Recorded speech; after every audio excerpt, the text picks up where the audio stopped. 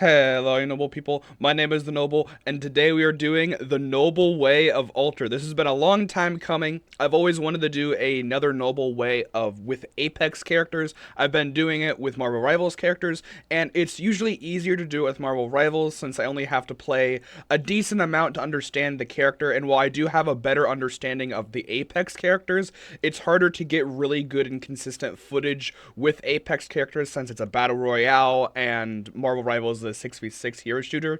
But I absolutely love Alter. She is my favorite character in the game and is my main in Apex. And I'm going to give you some tips and tricks. But first off, let's go over actually the story of Alter. Now, funny enough, Alter doesn't really have a story or backstory or anything. In her own trailer, it isn't the usually stories of the Outlands. Most new legends have a story of the Outlands. Alter didn't, because she doesn't have a story. The whole point of her character is that she lies, she manipulates, she cheats. And the basic understanding of her character is she goes from dimension to dimension to world, trying to cause chaos and mischief, kill people, whatever.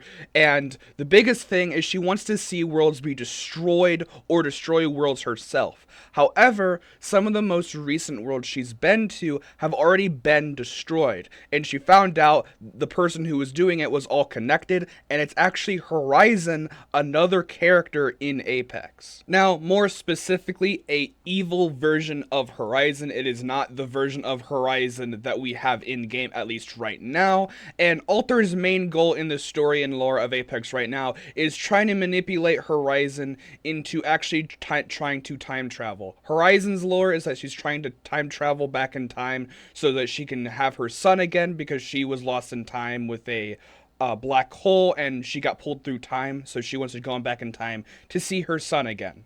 However, that might cause the world to end, and Alter wants that to happen. She wants Horizon to cause destruction and chaos, and that's what I love about her character. Characters that just don't have any reason to be evil, no tragic backstory, are just evil for the sake of being evil. Alter's passive is Gift from the Rift. This allows her to take one item out of a death box that isn't armor, one time from a distance. This can be from between walls, this can be decently ways away, and this is overall just a decent passive to have. Just being able to use this to just stock up on ammo, to yoink maybe a gun they have. Even in some cases, if their big fight does happen, you can grab big meds and stuff from them. And the best case that I have found it is that on controller you can't move while looting. However, when you're using her Rift ability, you can actually loot while moving on console, and I think this is really helpful. Just be able to keep you in the fight longer. And I don't know if it is a bug currently, but as of right now, you still can't get shield armor from the boxes you're not supposed to. However, since they changed how shield works with getting red armor is helmets, you can actually take helmets. So if someone does die with red armor and you see them, you can yoink their red helmet. I don't know if it's a bug. But if you do see a red box, make sure you go into it to see if it is just a care package weapon or armor, because you will be able to take that. Alter's tactical is Void Passage. Alter will be able to shoot a projectile at a surface that will allow her to go through it. This means you can just shoot at a wall, floor, ceiling, and you can just walk through that wall, walk through that whatever. And it's very, very handy. It does have a meter length, so you won't be able to go through very hard solid objects, and it will tell you where the exit and the entry portal will be placed at all times, and it's very handy overall.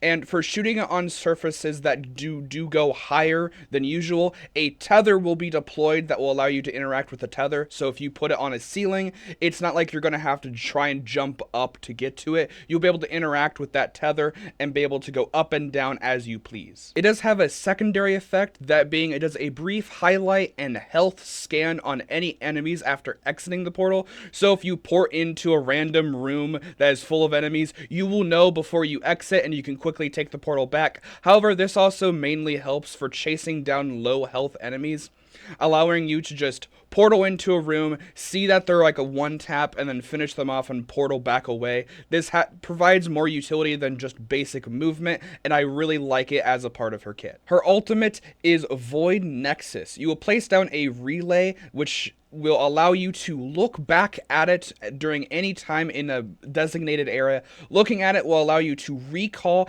and teleport back to the location.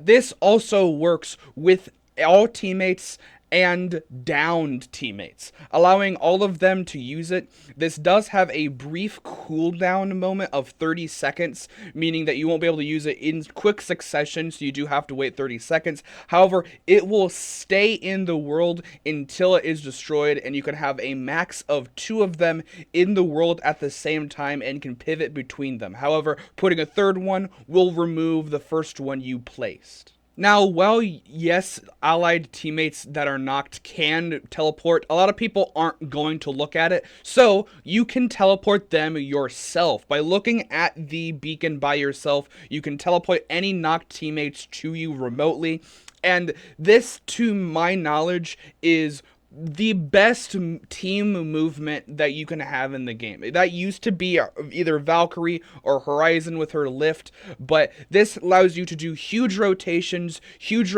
while down. You don't need to go out in an open field. You don't need to risk being shot. It's a completely safe alternative. People can follow you through a tunnel you do leave after you do teleport. However, it so briefly shows up, it disappears very quickly.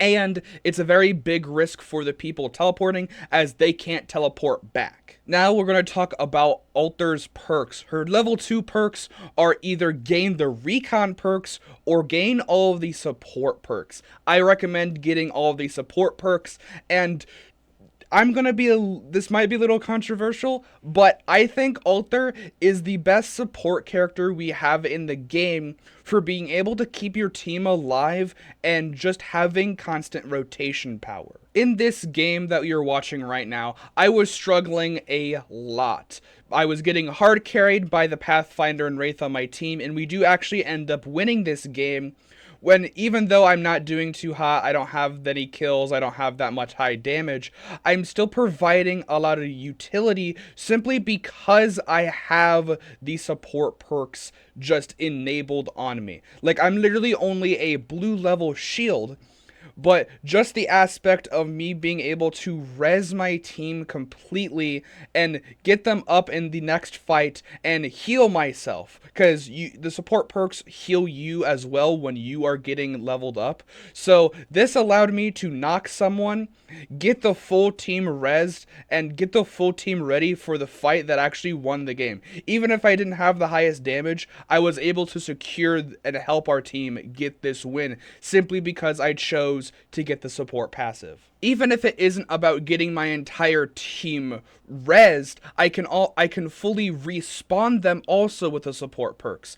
Alter is able to collect banners remotely with her passive, so being able to have the support passive means that I can just yoink someone's banner across the map and also get a mobile respawn and be able to fully respawn my entire team safely. You can even coincide this with being able to use your ultimate to reposition insanely quickly. Her level 3 perks are Staring into the Void and Void Breacher. I would choose Void Breacher. Staring into the Void simply increases the time of scan duration you have to 15, which is pretty big, but Void Breacher allows you to get faster movement speed and faster reloads when exiting a portal. And since you have 2 cooldowns of this is insanely big. It lasts for a decently long time, and considering that the portal itself lasts for 15 seconds when you place them down, means you can consistently keep doing this and keep repeating this. And it's such a fun ability, just being able to run in, run and gun, run out. It allows not only Alter to play very strategically with being a support legend, but also play more aggressively like a assault legend or a skirmisher, which is what character she is. As a skirmisher, she can scan the care package to get evo points, but the big one is killing an enemy will give you an extra charge of your tactical. Now, this is definitely handy, however, I feel like this is going to be more handy on someone like Wraith and Pathfinder, as, well, yes, Alter's tactical is very good. There's always a commitment thing with her tactical where you have to be 100,000,000% sure that you want to breach into that area, because there's always a chance that you're going to breach by yourself and your team's not going to push with you. So take it with a grain of salt. And she also does have the speed boost passive, but that is mainly for her other teammates around her, not necessarily her.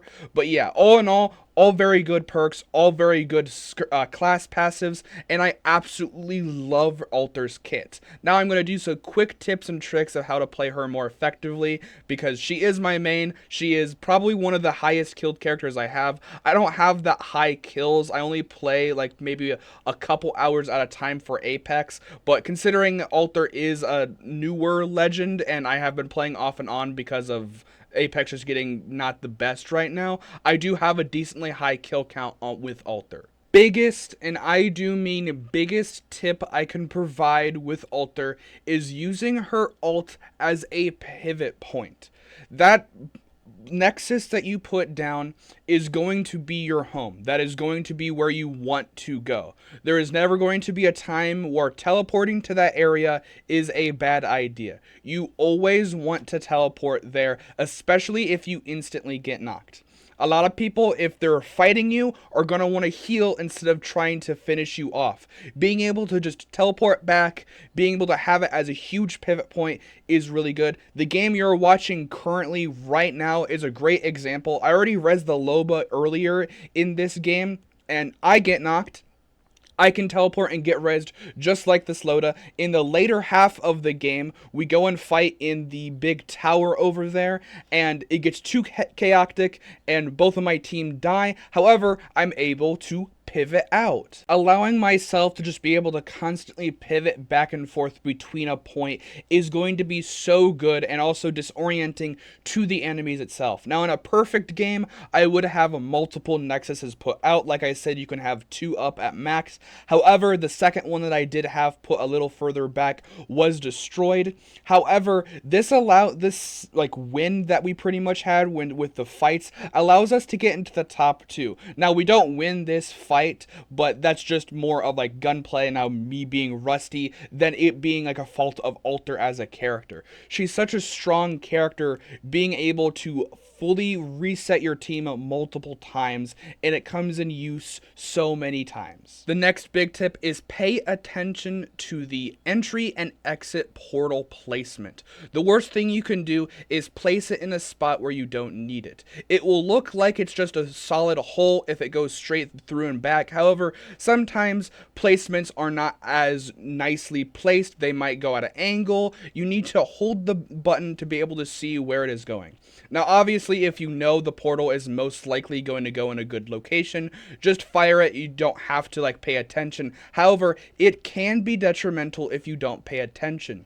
This clip is at the end of the game where we were doing really well, and I did a very, very big fumble that actually lost us this game, and I kind of feel bad for my team because I kind of feel like I lost this game for us. Well, yes, earlier I was doing really well. I panic portal to try and get rid of the line of sight. I portal in, don't pay attention, and I portal on the outside of the building. I didn't take time to look at where my portal went. Now, yes, technically if I hesitated, that would have meant they probably could have killed me there. However, if I took just a split second to turn myself slightly to the left, I would have been able to see that, oh, it's going outside. I need to turn right, be able to see that I can go inside, heal. Maybe we could have won it, but unfortunately I fumbled and we lost the game. The last tip I want to share with you is do not be scared to throw down your ultimate. Your ultimate is on a pretty okay cooldown. You can use it decently quickly, especially since you can have 2 in the world as once.